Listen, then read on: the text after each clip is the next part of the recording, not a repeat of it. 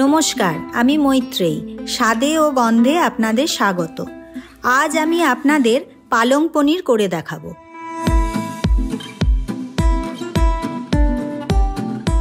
প্রথমে আমি পালং শাকগুলোকে খুব ভালো করে ধুয়ে নেব।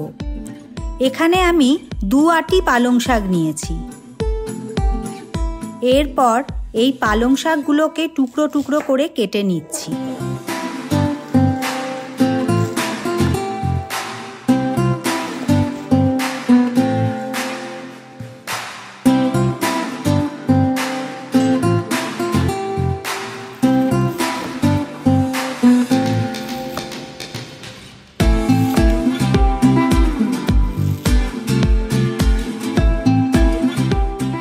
সঙ্গে 2টো পেঁয়াজও কেটে নিচ্ছি।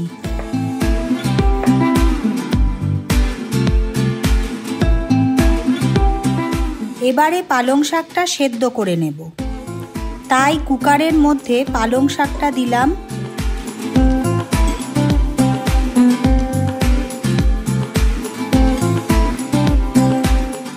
তার সাথে দেব কাটা পেঁয়াজ, 5-6 কোয়া রসুন,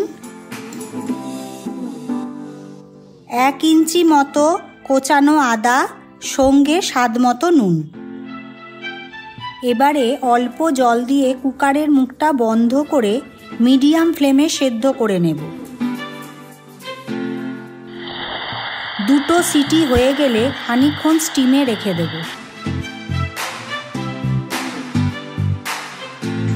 ঠান্ডা হয়ে গেলে শাকটা মিক্সির জারে তুলে নেব।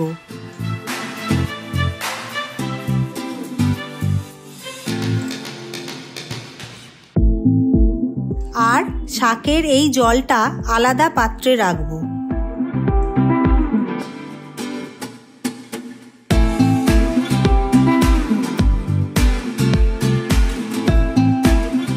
শাকটা মিক্সিতে পেস্ট করে নিয়ে একটা পাত্রে তুলে নিচ্ছি।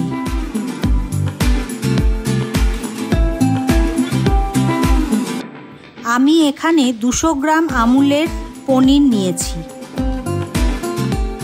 পনিরটাকে ছোট ছোট টুকরো করে কেটে নেব।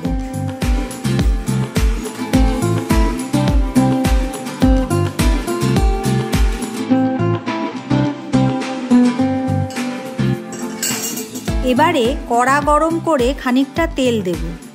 তেল গরম হয়ে গেলে কাটা পেঁয়াজ তেলে ছেড়ে দেব।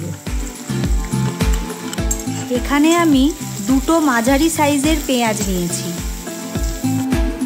পেঁয়াজ কিছুক্ষণ নাড়াচাড়া করে স্বাদ মতো নুন দিয়ে দেব।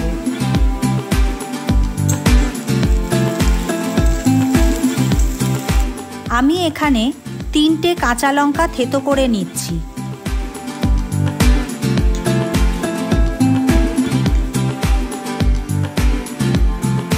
তারপর 1 চামচ রসুন বাটা, 1 চামচ আদা বাটা, 1.5 চামচ চিনি, আগে থেকে থেতো করে রাখা কাঁচা লঙ্কা দিয়ে আরও খানিকক্ষণ মশলাটাকে ভেজে নেব।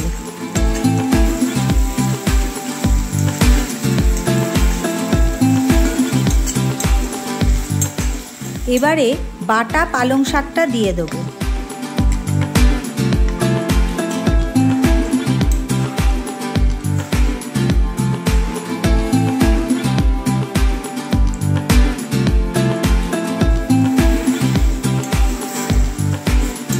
খানিকক্ষণ নাড়াচাড়া করে শাক সেদ্ধ জলটা দিয়ে কেটে রাখা পনিরগুলো দিয়ে দেব।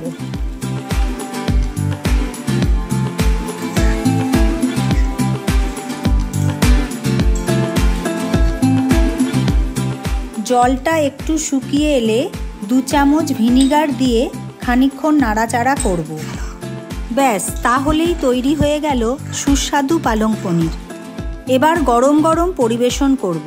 এই রেসিপিটি রুমালি রুটি, প্লেন রুটি, তন্দুরি রুটির সাথে ভালো লাগবে।